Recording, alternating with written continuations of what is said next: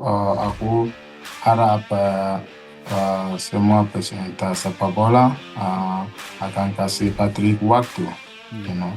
Dan dari sisi Patricknya sendiri untuk pilih pemain, dia harus jujur seperti Sintayong.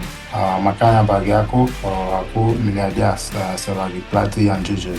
Karena kalau kamu dari kondisi bagus, dia akan kasih kamu kesempatan. Tapi menurut saya, apa yang sudah dibangun Sintayong, jangan satu hari atau satu malam dan begitu hancur.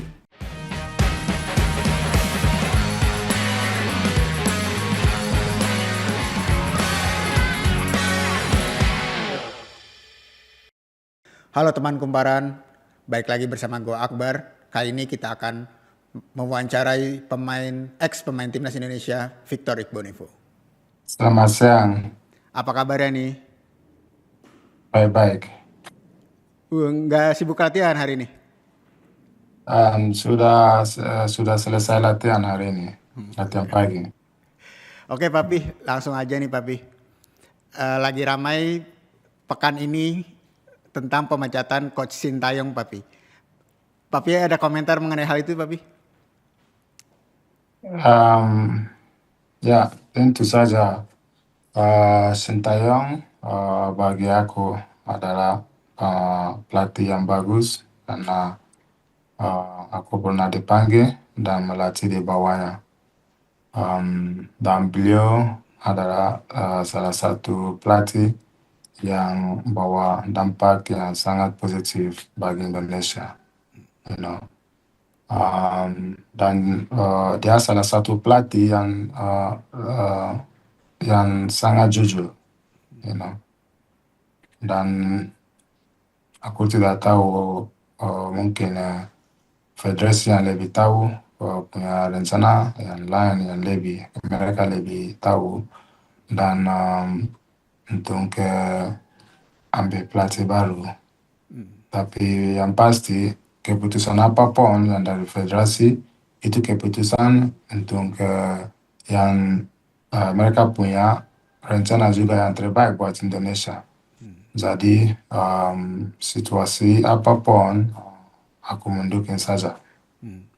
Tadi Papi bilang Coach Sin adalah pelatih yang jujur Papi. Bisa diceritakan itu gimana Papi, jujurnya itu gimana? Aku masih ingat waktu dia panggil aku ke timnas lawan Persita atau Bali United, tapi di Tangerang. Setelah itu dia panggil aku datang di timnas. Dia ceritakan, dia bilang pertama dia nonton aku, dia tanya kenapa pemain ini nggak pernah dipanggil. Dia punya kemampuan yang baik dia, tapi mereka bilang sama dia sudah pernah bermain buat Indonesia gitu. Jadi bagi dia waktu itu dia bilang dia pergi mulai nonton pertandingan karena dia mau dirinya sendiri yang pilih pemain, you know. Dan dia coba pilih pemain yang terbaik. Dan waktu kita latih di timnas juga aku bisa lihat kalau kamu di kondisi bagus, dia akan pasang kamu. Kalau tidak di kondisi bagus, kalau ada yang lebih bagus, dia akan pakai pemain itu. Jadi dia buat tim sangat ketat dan sehat. Makanya bagi aku melihat dia sebagai pelatih yang jujur. Karena kalau kamu ada di kondisi bagus, dia akan kasih kamu kesempatan. Lalu Papi kan juga menjadi bagian squad Coach Sin ya waktu Piala AFF 2020. Itu bagaimana Ya. ceritanya Papi di dalam squad saat itu Papi? Ya, sebelum aku ikut mereka ke PLFF, kita main kualifikasi di Thailand, dan setelah itu dia memanggil lagi dan kebetulan aku juga dipanggil, dan situasinya sangat bagus. Kita latihan dengan baik di Turki, baru ke Singapura, dan suasana tim sangat bagus, sangat profesional. Semua menikmati dan bisa lihat hasilnya Indonesia bisa sampai ke final. Betul. Lalu kan kamu juga sering ya, apa TC juga cukup panjang ya. Eh, emang coach Shin lebih mementingkan fisik dalam latihan-latihannya, Papi, daripada taktik gitu. Waktu saya dua-duanya digunakan, fisik maupun taktik. Kita semua tahu tentu liga yang kita bermain tidak terlalu kuat untuk main di level internasional. Kamu harus memiliki fisik yang bagus, you know. Jadi itu wajar karena dia adalah pelatih yang punya pengalaman.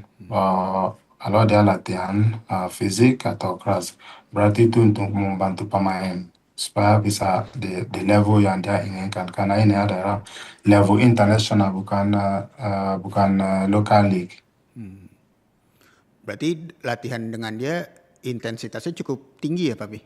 Cukup tinggi, serious, you know, better, different situation with the club, you know. Kalau sosok coach Shin sendiri kalau di luar lapangan tuh kalau Papi lihat seperti apa, Papi?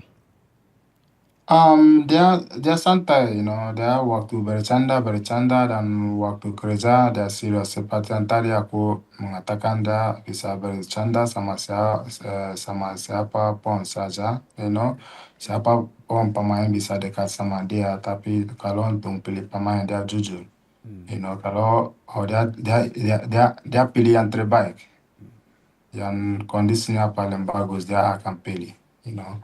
Jadi waktu kita bersama dia sangat bagus, positif. Lalu Papi saat Piala AFF 2020 kan kamu salah satu pemain senior ya di tim itu. Ada Benar. nggak sih coach Shin meminta masukan kepada kamu tentang apapun itu tentang tim atau tentang taktik? Dia bicara sama aku waktu itu. Dia bilang di kompetisi ini dia akan menggunakan pemain-pemain muda, banyak pemain-pemain muda. Kemungkinan aku tidak akan bermain semua game. Dan dia punya rencana karena di kompetisi ini ada beberapa pemain muda seperti Rido waktu itu. Dia bilang kalau mereka dapat kesempatan main di turnamen ini. Jadi nanti turnamen berikutnya mereka sudah lebih siap dan matang. You know. Uh, Dia kasih mereka kesempatan. You know. Tapi semua yang berhasil, semua yang main pemain-pemain muda juga yang dapat kesempatan waktu itu menunjukkan eh, penampilan yang sangat bagus yang bisa membuat tim waktu itu bisa masuk final. Jadi kamu saat itu diberi pemahaman ya sama coach Shin kalau saya lebih banyak akan memainkan pemain muda gitu ya, Papi? Ya, one on one dia panggil saya di kamar dan bicarakan sama aku.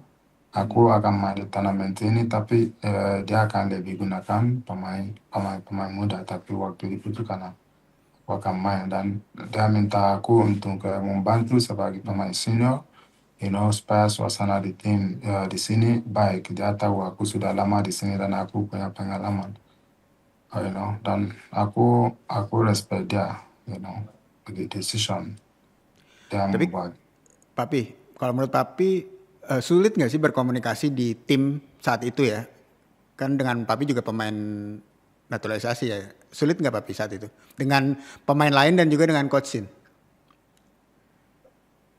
Tidak sulit karena dia punya translator yang yang bahasa Indonesia sangat bagus, you know. Dan seperti yang tadi aku ceritakan, dia panggil aku di kamarnya dan bawa salah satu pemain yang pernah main sama aku, Yu Jehu. Kebetulan dia salah satu pelatih di tim, pelatih kiper. Iya betul. Jadi Yu Jehu hari itu yang translate kepada aku apa Sintayong bicarakan dan apa aku juga bicarakan. Yu juga uh, bi- uh, bicara sama dia.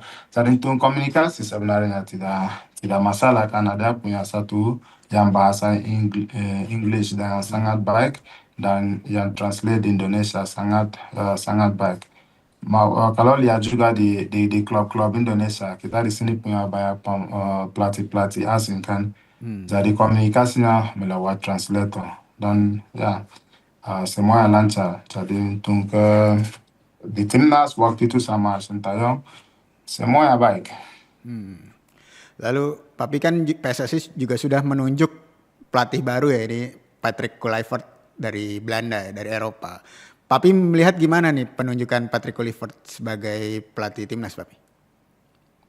Seperti yang aku sampaikan tadi, sebelum ini pasti PSSI sudah punya rencana dan pasti mereka ingin Indonesia mungkin lebih dari apa dari posisi mereka ada sekarang. Jadi untuk memilih Patrick bisa positif bagi Indonesia. Seperti aku bilang, mereka sudah pikir dengan matang sebelum buat keputusan ini. Jadi kita harus tetap mendukung apa yang federasi lakukan, you know, dan mendukung Patrick.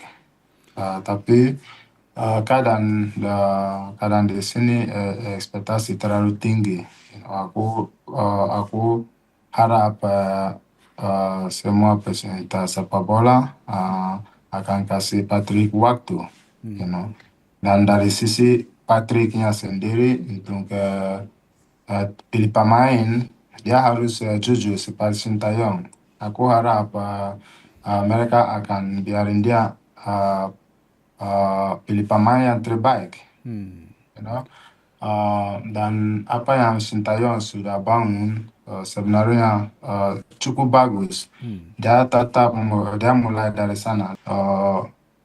Aku pikir harus fair dan jujur untuk pilih pemain. You know. Lalu Papi kan sudah cukup berpengalaman ya di dunia sepak bola dan pernah juga pasti dilatih oleh pelatih-pelatih Eropa dan Asia. Kalau Papi melihatnya ada perbedaan nggak sih Papi ditangani pelatih dari Eropa dan pelatih dari Asia, Papi? Setiap pelatih bagaimanapun selalu ada sesuatu yang baik Anda bisa mendapat dari pelatih maupun dari Eropa ataupun Asia, you know. Tinggal bagaimana kamu buka diri untuk mau belajar. Um, Berapa pelatih dari Eropa di Liga Indonesia mungkin datang mereka mau semuanya berubah, you know, di saat itu. Dan kalau begini pasti akan gagal, you know. Jadi harus pelan-pelan dan juga belajar budaya di sini dan karakter pemain di sini pasti akan sukses. You know, di Asia juga mungkin dari Korea beda, aku tidak tahu. Tapi aku pernah di Thailand dan ada pelatih-pelatih dari Jepang cukup bagus, you know. Jadi dari Eropa maupun dari Asia, kalau kamu buka diri sebagai pemain profesional, kamu akan belajar sesuatu yang baik. Sebagai pemain, kamu tidak harus suka maupun benci pelatih. You know. Tapi Papi ngaruh nggak sih kalau pelatih Asia lebih ke fisik, kalau pelatih Eropa lebih ke teknikal itu bener nggak sih itu seperti itu? Apa anggapan aja itu, Papi? Um, Kalau bicara fisik atau taktikal, semua pelatih beda, you know. Contoh kita bahas Thailand. Liga Thailand, you know, ikut seperti Liga Jepang, you know, Asia. Dan segi teknik dan taktika, mereka sangat bagus. You know, salah satu bagus Ya, di Asia. di East Asia, gitu. Tapi ada juga negara-negara lain yang punya pelatih Eropa, tapi mereka Thailand tidak kalah, you know. Thailand tetap mungkin yang terbaik dan di level tinggi segi taktika maupun teknik. Jadi aku pikir dari Asia maupun Eropa itu tergantung pelatih, you know. Apa yang pelatih itu punya. Lalu Papi kan juga pernah dilatih oleh pelatih asal Belanda ya, Coach Robert Rene Alberts. Walaupun dia juga sudah lama di Indonesia, Papi. Itu ada nggak perbedaan, Papi, dari beliau sebagai pelatih?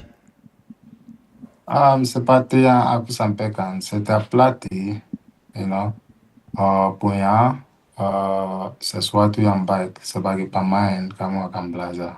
Tidak ada orang yang, tidak ada pelatih yang sempurna, you know. Tapi setiap pelatih, karena mereka punya pengalaman, you know, uh, ada sesuatu yang baik kamu akan mendapat, you know. Dari Robert, kita punya season yang bagus waktu di sini, dan sama juga pelatih-pelatih yang lain.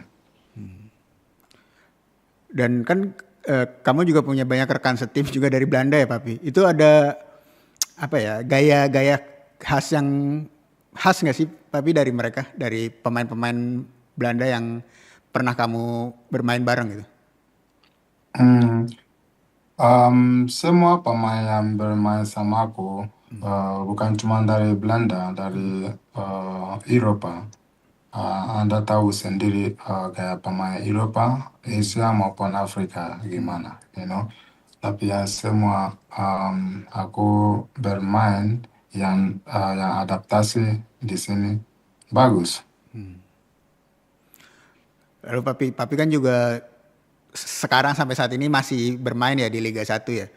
Kalau Papi melihat kualitas pemain Liga 1 saat ini ya, yang ada saat ini, bagaimana Papi melihatnya?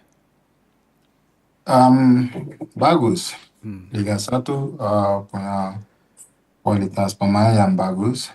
Uh, Seperti yang tadi aku bicara, kalau kita bicara liga dan bicara level internasional, kita harus realistik.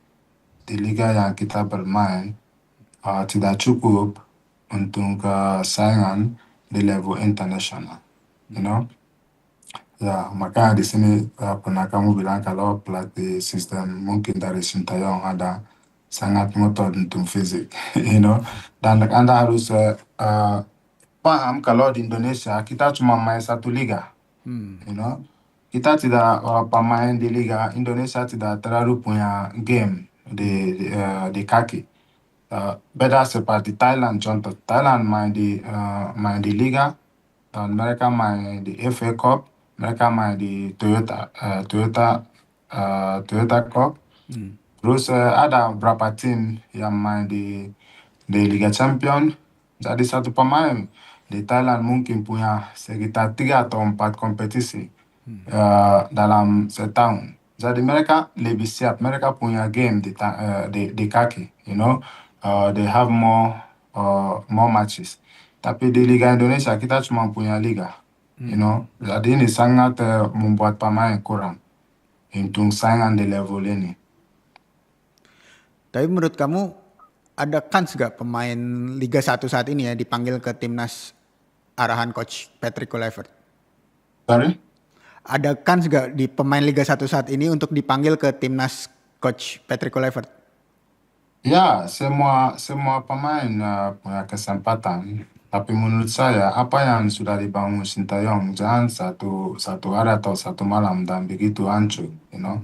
Harus tetap begini. Dan kalau misalnya akan ada pemain masuk, harus benar-benar pemain yang dibutuhkan dan yang menunjukkan uh, penampilan yang terbaik. Bukan seperti di Indonesia, pemain main satu game dan cetak gol. Semua orang disuruh masuk di timnas. No, harus ikut, harus melihat pemain ini dan lihat formnya kayak gimana. Formnya cuma satu kali dalam 2 bulan atau 3 bulan, you know. Harus benar-benar ikut perkembangan pemain, baru pemain dipanggil di timnas. Bukan satu minggu kamu main bagus dan kamu dipanggil di timnas. You know, di Indonesia hampir semua orang mantan pemain timnas. Betul, You betul. know, kalau kamu cetak gol minggu ini, minggu depan kamu dipanggil timnas. You know, tapi mereka tidak ikut progres pemain ini. You know, benar-benar dia sudah di level untuk dipanggil ke timnas. Eh, jadi harapan aku adalah Patrick main bola, dia main di level yang sangat tinggi. So, orang legend, aku tidak bisa kasih tahu dia bagaimana dia kerja. Cuman aku di sini bicarakan untuk pemain yang sudah ada sangat bagus. Jadi kalau pemain yang masuk harus benar-benar punya kualitas untuk meningkatkan level yang ada sekarang. Harus fair sama seperti Sintayong. Dengan begini aku pikir dia akan sukses. Lalu Papi, Patrick juga didatangkan katanya biar berharap agar gampang menggait pemain naturalisasi atau pemain diaspora. Itu Papi tanggapannya ada nggak? Um, hello. Ya, Tentu kalau itu akan berhasil baik, tapi uh, menurut aku pemain tidak harus nyaman. Semua pemain harus saingan. Tidak harus karena pelatih ini dari satu negara sama aku atau gimana. Tapi pendekatan dari pelatih sangat dibutuhkan pemain sebenarnya. Jadi kalau dia bisa mengkontrol tim ini dan memasukkan beberapa pemain yang punya kualitas, yang bisa membantu tim ini, kan sangat bagus. kalau Papi melihat nih di kompetisi sepak bola kita ya, Liga 1 ya, ada nggak pemain muda yang layak nih diberikan kesempatan oleh Coach Patrick untuk masuk ke timnas? Atau ya memang harus diteruskan aja dari Coach Sintayong yang pemain yang kemarin? Um, ada banyak pemain bagus, tapi aku tidak bisa sebutkan nama. Seperti yang tadi aku katakan, aku tidak mau karena pemain setago minggu lalu atau minggu ini aku sudah dipanggil timnas. Untuk panggil pemain di timnas harus punya data pemain ini dan ikut progres pemain ini. Minggu ke minggu, bagaimana, progres dia baru panggil. Dan untuk sekarang game Patrick akan main sangat dekat. Dia harus fokus dengan apa yang dia punya saat ini. You know. Kalaupun mau masuk pemain, harus yang lebih baik dari yang sudah ada. You know. Lalu terakhir nih Papi, seberapa yakin Papi dengan Patrick Kluivert bisa membawa Indonesia ke Piala Dunia? Um, Satu hal di sini kita harus realistik. You know. Kita harus realistik. Tapi I wish him yang terbaik. Tapi ekspektasi di sini harus realistik. Wajar. Oke Papi, terima kasih banyak atas waktunya. Ya, begitulah wawancara kami dengan Victor Igbonevo. Sampai jumpa di wawancara berikutnya.